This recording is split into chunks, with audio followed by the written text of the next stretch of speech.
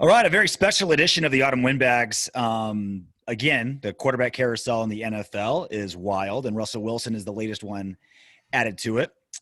This week, Russell Wilson went on the Dan Patrick Show and voiced his concerns about the direction of the Seahawks, how he wants to have a little bit more say in the direction of the franchise, hiring, and he wants to stop getting his ass kicked. And he wants to stop getting his helmet pounded into turf every single game.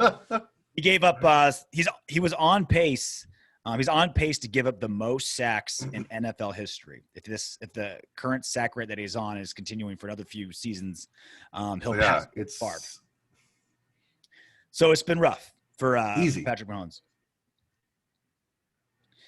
But for Russell Wilson. Talking so much Super Bowl talk for Russell Wilson. So one writer from CBS brought up that, hey, if Russell Wilson does get traded, if things are really that bad in Seattle, then where could Russ land? And he pointed to the Las Vegas Raiders, to which you got all giddy like a schoolgirl, Soto, imagining letting Russ cook in Las Vegas. So it was Jason La Canfora, and he said he kept coming back to the Raiders. All right. A couple things. Offensive line, which he didn't have in Seattle. Right. Mm-hmm. Have some young weapons around him, which he does. Have some flexibility easy for me to say, flexibility moving forward defensively, which hopefully that's the case moving forward. There's no set stars on the defensive side. And assets to be able to come back. Raiders, they don't really have anything tied up in trades going forward for the next couple years. They have an asset to come back in either a stopgap or a long-term solution in Derek Carr. It seems to fit a lot of, we talked about it last time. Carr has a very affordable, very reasonable contract, only 2 years left. If they do a trade like that, they can go with the younger guy and just see what happens. Do we do the Mahomes and have him wait a year? Do we see what Carr has and go move forward? So there's a lot of flexibility as far as that goes. I am firmly in the camp that star players make the players around them better. So you don't need to have a bunch of mediocre, maybe a little bit better than that, middle of the road players around a star player for them to play well. Mm-hmm.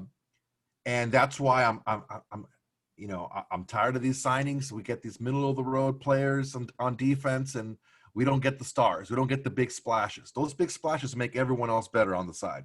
If you get Russell Wilson on your team, even though the offense wasn't the issue statistically with the Raiders, mm-hmm. I do feel like some of the issues that I talked about the last podcast with Carr, as far as not pushing the ball down the field, being too okay with taking field goals, being a little bit too overly careful with the ball, and not playing to win the game, playing within the system. Mm-hmm. That's not going to be a problem with Russell Wilson. Still a player in his prime. Uh-huh. Not an egregious contract moving forward. I mean, some of the bonus money owed is still a little funky. Yep. He'd be $32 million against the cap in 2021. Woo! Yeah. So that's going to have to be reworked. I know that's going to have to be reworked. But I don't see there being an issue. They could even do like an extension and rework that as an extension. I wouldn't. Why would you not extend Russell Wilson? He's durable. He's a proven leader. He's a proven winner. He just doesn't want to get his shit pushed in every fucking week, which he has been the last few years. Okay, so would I love to see Russell Wilson in the silver and black? Absolutely. Hall of Famer in his prime, worth every dime, right? Get that out of the way clearly. But there's some major issues here. One, what's it going to cost to get him? Let's say the Seahawks do trade him, and let's say the Raiders do make a move. Cap space and what we're going to have to give up to get him is going to be massive. And again, our defense is like beyond putrid. Like it needs, again, we're hoping Gus Bradley can turn it around and that it was just a Paul Gunther problem. Fingers crossed, hopefully. But I don't want to bank Yeah. the next couple seasons on just hoping that Paul Gunther's, touch of poison was the reason why we were terrible. We talked about last show. We desperately need a really good free safety. Got to pay some money there. Desperately need some pass rushers. We got to draft every level of the defense. So if we're giving away 2-3 first rounders and Derek Carr to get Russell Wilson, that's just hurting the defense even more. All this personnel and resources we're going to put towards it, plus cap space, it's going to go to Russ. And so, yeah, again, like, would Russell Wilson improve the defense? Probably. Although there is the question of, like, all right, John Gruden has a complicated system. Will it take him a little while to really reach his peak? Those are all things we can guess. But let's say we do get Russell Wilson. We go from the 9th best offense in football to the 6th. And if our defense is just as bad, is that going to get us to the Super Bowl? Is that going to get us playoff wins? I'm not obviously Russell Wilson's better, but I'm not convinced that improving the offense with quarterback play a few notches is going to be a world difference. Okay, you look at it from a statistical standpoint, which I do agree with you there, but you have to look at it from the other standpoint of the Russell Wilson has been proven to make plays outside of the playbook. And that's a big knock that I have against Carr. Sure. It's not that he's not good. It's not that he's not capable, but the offense is set for him to perform if he plays within the offense. But there are times when you have to go outside of that, and those small plays here and there can be the difference between winning and losing. With a Russ Wilson on the team, you're not going to have a Falcons game, right? It's just not going to happen. He's not going to let it happen. Okay. I'm a firm believer that if we had him as quarterback, that wouldn't have happened. Okay. When you have a star player like that, a proven winner, it's going to be easier to get more star players to play for you. Sure. Now, Mark Davis, let's just take a look. Everyone likes to shit on Mark Davis because of his fucked up haircut. If I had hair, I would cut it exactly like that. It's like that kind of mullet, but the Lloyd Christmas in the front. I love it. This guy was able to do what his dad couldn't do for 40 years for nothing. He was paid money eventually. He was paid to move and get a new stadium built for him. Thank you, Las Vegas taxpayers, for the $750 million. Yeah, so whatever he had to pony up ahead of time, he still made hundreds of millions of dollars on top of that. So he's able to pull off these intricate things. Like, that wasn't something that happens like, oh yeah, let's go ahead and do it. Ha ha ha, joke's on you. No, this is that whole stadium and the move was something that had to be orchestrated and it had to be thought out. He's able to make it happen. My view is this: put on my GM hat, put on my Mayock hat, all right? Like we talked about last podcast, none of the guys that are up with zero cap hit if we release or trade, none of those guys were needle movers this year. They didn't play an integral role in our team this year. So that shows me that we don't need them. Would it be nice to have them? Of course, but not at the money we're paying them. I would love to have Incognito back. Yeah. Trent Brown, sorry, man. You make way too much goddamn money. You're a good player. Don't get me wrong, but you're not worth it to us to pay you that much. Maybe somebody who has a really, really bad offensive line, maybe you'll be worth it to them for a little bit less money, but not to us. Our line's pretty solid. So, a couple other guys we talked about, Collins, Joyner, Williams, a couple other guys. Those guys could all go. We have cap space. With that cap space, let's go out and let's get the safety we need. Let's get Richard Sherman. So that's 2 proven winners, 2 proven players in the secondary. I think we're pretty good at. If you're getting Russell Wilson, then we're not going to have any money left for these guys. And again, that's the major issue for them. That's not true. That's not true. Initially, you're telling me that they can't make it work. That they can't extend him or rework his deal a little bit to make it a little bit more cap friendly. They do it all the time. You're going to have enough money with the money that you have now, with the players that you let go.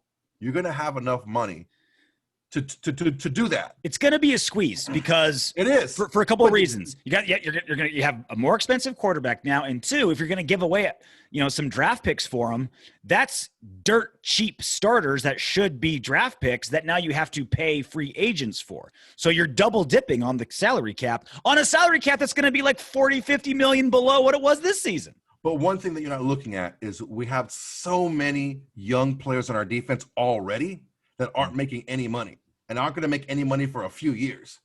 So we have the ability to add high-priced free agents, only a couple. The stars are going to make everyone else better. So here's from this viewpoint. You have Gus Bradley. He is going to make the defense better than it was. Simplified system, better teaching, better coaching, better game planning. And on top of that, you have the players who have been in the league a little bit longer. So they're going to get a little bit better. You put a couple of key players. I would say 3 key things that I would say I'll go after a D tackle, Sherman, and a safety. Those 3 and things, Russell those Wilson? 3 guys. You don't need to add anything on, and you don't need to add anything on the offense because you have Russell Wilson. It's going to make the players better. We still need a number 1 receiver.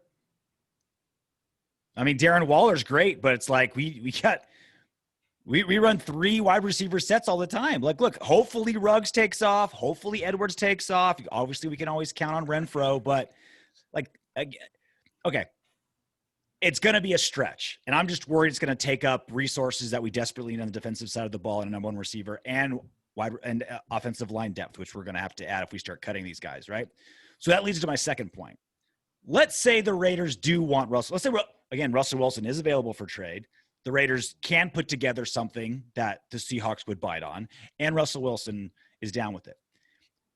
The 2 things that Russell Wilson was complaining about the most was offensive line, and is our reworked offensive line going to be enough to solve the issue for Russell Wilson? Is he going to say, like, okay, this line that you have right now, I'm happy with. Maybe, maybe not. It's still being worked out. 2, the other thing Russell Wilson wanted was he wanted to be Come on, man. Come on, man, what? Without Trent Brown, without Richie Incognito, is our line going to be something that Russell Wilson's going to say, great? A less mobile Derek Carr will sack a whole hell of a lot less than a more mobile Russell Wilson. I know, but what I'm saying is Russell Wilson, if he's leaving for a better line, he's going to want like an insane line. Is he going to want like, oh, this one's better than my trash line in Seattle? Sure, I'll go there. I don't know. But the other part is Russell Wilson's also complaining that he wants more say in the direction of the franchise, personnel, hirings, all that stuff. I think John Gruden with his iron fist is going to tighten up control or like loosen up control for Russell Wilson or for anybody. I don't think so. So again, I don't think you're going to have to give him control. That's saying what he wants. He's saying he wants to be able to have more say in the direction of the Seahawks. So the 2 things that he's complaining about the most, I don't know if the Raiders can deliver. Okay, so the offensive line is definitely better. Okay, you have pieces there that are definitely better than what he has in Seattle and what he's had in Seattle. Mm-hmm. All right, you got the third leg, Rodney Hudson, and the supporting cast. All right, the line played well even without Incognito and Trent Brown, especially in pass defense, especially pass protection.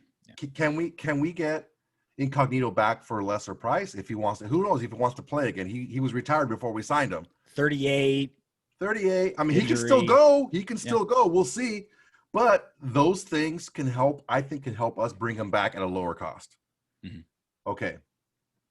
Right tackle wasn't a huge issue for us, especially if you take a look at the fact that Carr, for all the people, Carr's a lot more athletic than you might think. Yeah, great. He's not that mobile. He can move when he has open space, but he's not that mobile. Okay. So you have somebody who can get the ball just as quick as Russell Wilson, who's a lot more mobile, who can extend plays a lot more. That if you're upgrading your line, those are the things that I look at. Hey, the offense that Derek Carr was in last year, he got the ball out quicker, and he didn't get sacked nearly as much, and he's not as mobile. Okay, that's one thing. as far as having the say, there's a difference between having you're being a decision maker or being brought to the table. Mm-hmm. And influence. He's an influencer. Influence, like a hot chick on Instagram. A lot of these guys, I think what they really want is not what they'll settle for. Mm-hmm. Of course, people are like, I want to be able to pick my own guys. I want to be LeBron James and pick my own team, my own coach, my own everything. Great. That's not going to happen. Yeah. You want to have a seat at the table? You want to tell us what you think? You want us to give you, hey, this is what, okay, I heard what you said. This is what we're looking at. What do you think about these guys? Let's go after these guys. What do you think? That's something that, because I mean, it could be guys that we're looking at anyway. Mm-hmm. Or, hey, just listen to what he has to say. And that's not unprecedented in the NFL, but I don't see that being a huge issue. So, I mean, there's a lot of different ways this can go. I see more issues with it than you do. Time will tell. And again, this all comes down to multiple things having to fall on the road, just like the Deshaun Watson conversation. I mean, even though I think Russell Wilson's maybe a little bit more gettable than Deshaun Watson, Russell Wilson has to say he wants, get the trade, right? He hasn't even come out and said he wants to be traded, but that has to happen. The Raiders have to come up with what they need, and Russell Wilson has to be like, okay, I'm down with the Raiders. A lot of moving parts. We'll definitely keep you posted as information comes along, but until that happens, knock on wood if you're with me.